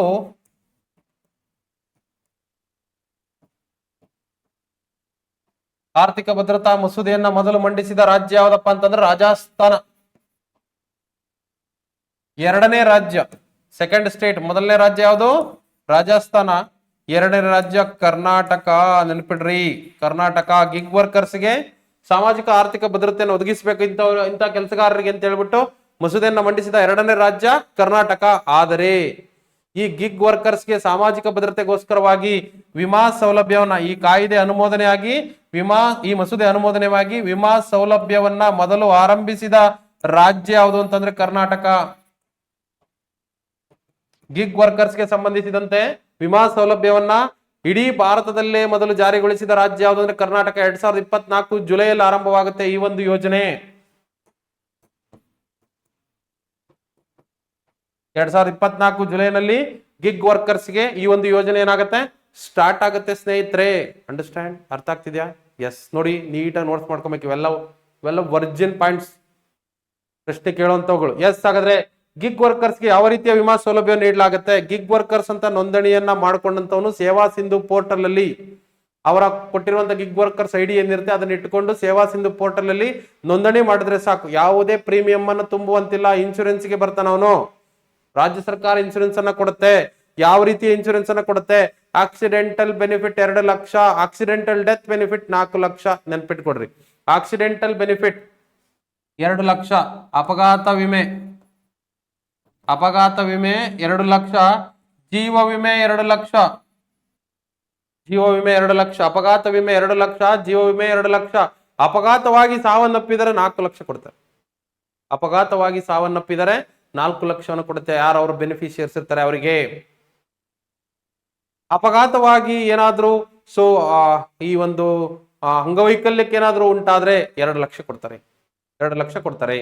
ಜೊತೆಗೆ ಹಾಸ್ಪಿಟಲ್ನ ವೆಚ್ಚ, ಅಪಘಾತ ಹಾಸ್ಪಿಟಲ್ನ ವೆಚ್ಚ 1 ಲಕ್ಷ ಕೊಡ್ತಾರೆ. ಅಪಘಾತ ಹಾಸ್ಪಿಟಲ್ನ ವೆಚ್ಚವನ್ನ ಎಷ್ಟು ಕೊಡ್ತಾರೆ? 1 ಲಕ್ಷದವರೆಗೆ ಕೊಡ್ತಾರೆ. ಇದು ವಿಮಾ ಸೌಲಭ್ಯ. 1 ರೂಪಾಯಿ ಕಟ್ಲಾರ್ದಂಗೆ ಪಡೆಯುವಂತ ಯೋಜನೆ ಇದು. ಹಂಗಂದ್ರೆ ಆಕ್ಸಿಡೆಂಟ್ ಆಗ್ಬೇಕಾ ಸರ್? ಆಗಬಾರ್ದು, ಚೆನ್ನಾಗಿರ್ಲಿ. ಬಟ್ ಆದ್ರೆ ಅನಿವಾರ್ಯತೆಗಳಿಂದ ಆದ ಸಂದರ್ಭದಲ್ಲಿ ಅದನ್ನ ಬರ್ಸೋರು ಯಾರು? ಸರ್ಕಾರ ಈ ಒಂದು ಕ್ರಮ ಕೈಗೊಂಡಿರೋದು. It is the best measures. ಇದಕ್ಕೆ ಒಂದಷ್ಟು ಉತ್ತೇಜನ, ಇಲ್ಲಿ ಕೆಲಸ ಮಾಡಕ್ ಬರೋಂತ ಹುಡುಗರಿಗೆ ಒಂದಿಷ್ಟು ಉತ್ತೇಜನ ಕೊಟ್ಟಂತೆ ಇದು. ಏನು ಭದ್ರತೆನೇ ಇಲ್ಲ. ಏನಾರು ಹೆಚ್ಚು ಕಮ್ಮಿ ಬೈಕಲ್ಲಿ ಏನಾರು ಆಕ್ಸಿಡೆಂಟ್ ಆಯ್ತಪ್ಪ ಅಂತಂದ್ರೆ 50-60 ಸಾವಿರ ಆಯ್ತು ಅಂತಂದ್ರೆ ಅಟ್ಲೀಸ್ಟ್ ಆ ಬೆನಿಫಿಟ್ಸ್ ಅನ್ನು ಯಾರು ಕೊಡ್ತಾರೆ? ಗೌರ್ಮೆಂಟ್ ಕೊಡುತ್ತೆ. ಯಾರು ಕೊಡಲ್ಲ ಇಲ್ಲಿ. ನಾವು ಸ್ವಿಗ್ಗಿ, ಓಲಾ, ಝೊಮ್ಯಾಟೋದಲ್ಲಿ ಆ ಕಂಪನಿಯವ್ರು ಏನು ರೆಸ್ಪಾನ್ಸಿಬಲ್ ಅಲ್ಲ. ಇತ್ತೀಚೆಗೆ ಕೆಲವು ಸಂಸ್ಥೆಗಳು ಅವ್ರಿಗೆ ಇನ್ಶೂರೆನ್ಸ್ ಅನ್ನ ಪ್ರೊವೈಡ್ ಮಾಡ್ತೀವಿ ಅಂತ ಹೇಳ್ತಾ ಇದ್ದಾರೆ, ಮಾಡಿದರೆ ಕೂಡ ಕೆಲವರು. ಬಟ್ ಆದ್ರೆ ಸರ್ಕಾರ ಅದಕ್ಕಿಂತ ಮುಂಚೆನೆ ವಿಚಾರವನ್ನು ಮಾಡಿ ಇವರಿಗೆ ಸೇವಾ ಭದ್ರತೆಯನ್ನು ಒದಗಿಸಿದೆ ಅಂತ ಹೇಳಿ ನೋಡ್ತಾ ಹೋಗ್ತೀವಿ. ಸೇವಾ ಭದ್ರತೆ ಅನ್ನೋದಕ್ಕಿಂತ ವಿಮೆ ಭದ್ರತೆಯನ್ನು ಒದಗಿಸಿರುವಂತದನ್ನ ನಾವು ನೋಡ್ತಾ ಬರ್ತೀವಿ ಅಂತೇಳಿ. ಇದನ್ನ ಗಿಗ್ ಎಕಾನಮಿ ಅಂತ ಹೇಳಿ ಕರಿತಾ ಬರ್ತೀವಿ. ಗಿಗ್ ಆರ್ಥಿಕತೆ ಅಂತೇಳಿ ನಾವು ಕರಿತಾ ಬರ್ತೀವಿ ಸ್ನೇಹಿತರೆ. ನೆಕ್ಸ್ಟ್ ಏನಪ್ಪಾ ಅಂತೇಳಿ ನೋಡ್ತಾ ಬಂದ್ರೆ ಕೊನೆಯದಾಗಿ ಯಾವ ಅರ್ಥ ವ್ಯವಸ್ಥೆ? ಗೋಲ್ಡಿ ಲಾಕ್ ಎಕಾನಮಿ ಅಂತೇಳಿ, ಚಿನ್ನದಿಂದ ಬಂಧಿಸಿದ ಆರ್ಥಿಕತೆ.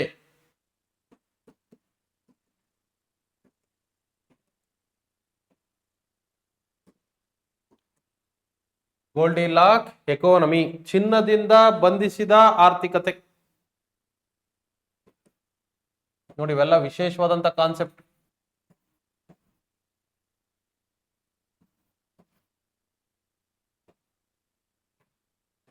ಚಿನ್ನದಿಂದ ಬಂಧಿಸಿದ ಆರ್ಥಿಕತೆ. ಚಿನ್ನದಿಂದ ಬಂಧಿಸಿದ ಆರ್ಥಿಕತೆ ಅಂದ್ರೆ ಏನ್ ಸರ್? ಏನು ಚಿನ್ನದಿಂದ ಬಂಧಿಸಿ ವಿಶೇಷವಾದಂತಹ ವರ್ಡ್ ಇದೆ ಇದು. ಏನ್ ಚಿನ್ನದಿಂದ ಬಂಧಿಸಿದ ಆರ್ಥಿಕತೆ ಅಂತ ಹೇಳಿ ನೋಡ್ತಾ ಬಂದ್ರೆ, ನಿರಂತರವಾಗಿ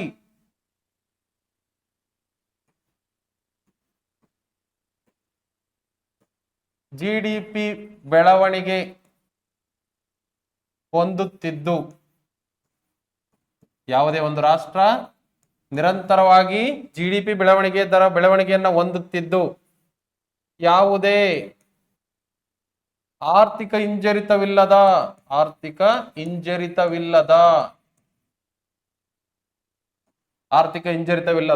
ಮತ್ತು ಹಣದುಬ್ಬರವಿಲ್ಲದ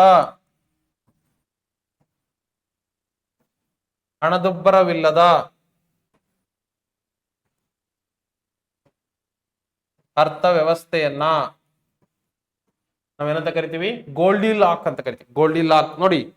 so in continuously increase the GDP growth rate without economic crisis and inflation, we call it as Goldilocks economy. Without economic recession and inflation, we call it as Goldilocks economy ಅಂತ ಹೇಳಿ ನೋಡ್ತಾ ಬರ್ತೀವಿ. ನೋಡಿ, ನಿರಂತರವಾಗಿ GDP ಬೆಳವಣಿಗೆ ಸಾಗ್ತಾ ಇರಬೇಕು, ಯಾವುದೇ ಆರ್ಥಿಕ ಹಿಂಜರಿತ ಆಗಿರಬಾರ್ದು, ಹಣದುಬ್ಬರ ಇರಬಾರ್ದು. ಅಂದ್ರೆ ಅರ್ಥ, ಜನರಿಗೆ ಏನು ಡಿಸ್ಟರ್ಬೆನ್ಸ್ ಇಲ್ಲ, ಸರಕು ಸೇವೆಗಳ ಬೆಲೆಗಳು ಹೆಚ್ಚಾಗಿಲ್ಲ, ಸ್ಟೇಬಲ್ ಆಗಿದಾವೆ, ಎಲ್ಲರಿಗೂ ಆರ್ಥಿಕ ಹಿಂಜರಿತ ಇಲ್ಲ, ಎಲ್ಲರಿಗೂ ಉದ್ಯೋಗಾವಕಾಶಗಳು ಸಿಕ್ಕಿದಾವೆ. ಹಾಗಾದ್ರೆ ಇದರ ಲಕ್ಷಣಗಳೇನು? ಫಸ್ಟ್ ಆಫ್ ಆಲ್ ಇದರ ಲಕ್ಷಣಗಳೇನಪ್ಪಾ ಅಂತೇಳಿ ನೋಡ್ತಾ ಬಂದ್ರೆ, ಫ್ಯೂಚರ್ಸ್ ಅಂತ ಬಂದಾಗ, ಸೊ ಈ ಒಂದು ಮೊದಲನೇ ಲಕ್ಷಣ ಏನಪ್ಪಾ ಅಂತಂದ್ರೆ, ಹಣದುಬ್ಬರದ ಪ್ರಮಾಣ ಏನಾಗಿರ್ಬೇಕು? ಕಡಿಮೆ ಇರಬೇಕು ಅಂತ ಹೇಳ್ತಾರೆ. ಹಣದುಬ್ಬರದ ಪ್ರಮಾಣ ಏನಾಗಿರ್ಬೇಕು? ಕಡಿಮೆ ಇರಬೇಕು. ನಿರುದ್ಯೋಗದ ಪ್ರಮಾಣ ಏನಾಗಿರ್ಬೇಕು? ಕಡಿಮೆ ಇರಬೇಕು. ಬಡತನದ ಪ್ರಮಾಣ ಏನಾಗಿರ್ಬೇಕು? ಕಡಿಮೆ ಇರಬೇಕು. ಬಡತನದ ಪ್ರಮಾಣ ಏನಾಗಿರ್ಬೇಕು? ಕಡಿಮೆ ಇರಬೇಕು. ಕೌಶಲ್ಯದ ಪ್ರಮಾಣ, ಸ್ಕಿಲ್ ವರ್ಕರ್ಸ್ ನ ಪ್ರಮಾಣ ಏನಾಗಿರ್ಬೇಕು? ಕೌಶಲ್ಯಪೂರ್ಣ ವರ್ಕರ್ಸ್ ನ ಪ್ರಮಾಣ ಏನಾಗಿರ್ಬೇಕು? ಜಾಸ್ತಿ ಇರಬೇಕು. ಇನ್ನು ನೆಕ್ಸ್ಟ್, ಬಡ್ಡಿ ದರಗಳೇನಾಗಿರ್ಬೇಕು? ಸ್ಥಿರವಾಗಿರ್ಬೇಕು. ಬಡ್ಡಿ ದರಗಳೇನಾಗಿರ್ಬೇಕು? ಸ್ಥಿರವಾಗಿರ್ಬೇಕು. ಇಂಟ್ರೆಸ್ಟ್ ರೇಟ್ಸ್ ಏನಾಗಿರ್ಬೇಕು? ಸ್ಟೇಬಲ್ ಇರ್ಬೇಕು. ಇವತ್ತೊಂದು ರೇಟು, ನಾಳಿಗೊಂದು rate, bank rate, repo rate ಇವು ಮನಸ್ಸಿಗೆ ಬಂದಂಗೆ ಚೆಲ್ಲಾಟ ಆಡಬಾರದು, ಸ್ಥಿರವಾಗಿರ್ಬೇಕು ಬಡ್ಡಿ ದರಗಳು. ನೆಕ್ಸ್ಟ್ ಮತ್ತೇನಪ್ಪಾ ಅಂತೇಳಿ ನೋಡ್ತಾ ಬಂದ್ರೆ, ಸ್ಥಿರಾಸ್ತಿಗಳ ಮೌಲ್ಯ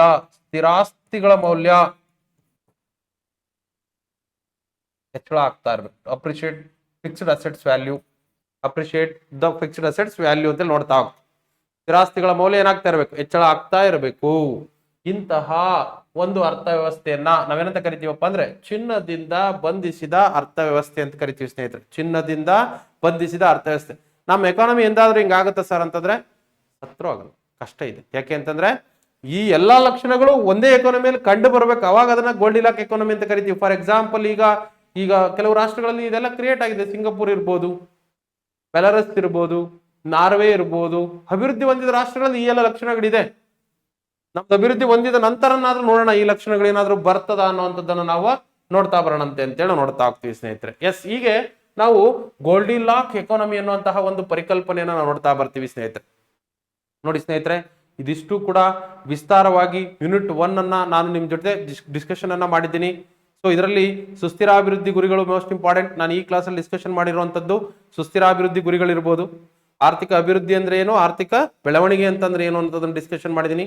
ಸುಸ್ಥಿರ ಅಭಿವೃದ್ಧಿ ಗುರಿಗಳು, ಸುಸ್ಥಿರ ಅಭಿವೃದ್ಧಿ ಪರಿಕಲ್ಪನೆಯನ್ನ ಡಿಸ್ಕಷನ್ ಮಾಡಿದ್ದೀನಿ.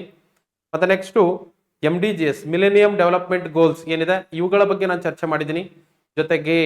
ಜೊತೆಗೆ ಕಂಪ್ಲೀಟ್ ಆಗಿ ಆರ್ಥಿಕತೆಯ ಇತರೆ ವಿಧಗಳ ಬಗ್ಗೆ ನಾನು ಏನ್ ಮಾಡಿದ್ದೀನಿ, ಚರ್ಚೆಯನ್ನ ಮಾಡಿದ್ದೀನಿ ಸ್ನೇಹಿತರೆ. ಸೊ ಇವಿಷ್ಟು ಕೂಡ ವೆರಿ ಮೋಸ್ಟ್ ಇಂಪಾರ್ಟೆಂಟ್ ಆಗ್ತಾ ಬರುತ್ತೆ. ಇವುಗಳನ್ನ ನೀವು ಯೂನಿಟ್ 1 ಮತ್ತೇನಪ್ಪಾ ಇಷ್ಟೊಂದು ದೊಡ್ಡದಿದೆ ಯೂನಿಟ್ 1, 4-5 ತಾಸಿದೆ, ಓದಬೇಕು, ಏನು ಮಾಡೋಕ್ಕಾಗಲ್ಲ. ಜಾಬ್ ಉದ್ಯೋಗ ಬೇಕಂತಂದಾಗ ಒಂದಷ್ಟು ಸ್ಟ್ರಗಲ್ ಮಾಡ್ಬೇಕು. 4-5 ತಾಸು ಇನ್ವೆಸ್ಟ್ಮೆಂಟ್ ಮಾಡೋಕ್ಕಾಗಲ್ಲ ಅಂದ್ರೆ ಕಷ್ಟ, ಅರ್ಥ ಆಗ್ತಿಲ್ಲ. ಸೊ ನಾವು ನಿಮ್ ಜೊತೆಗೆ ಇರ್ತೀವಿ, ನೀವು ಸಕ್ಸಸ್ ಆಗ್ರಿ.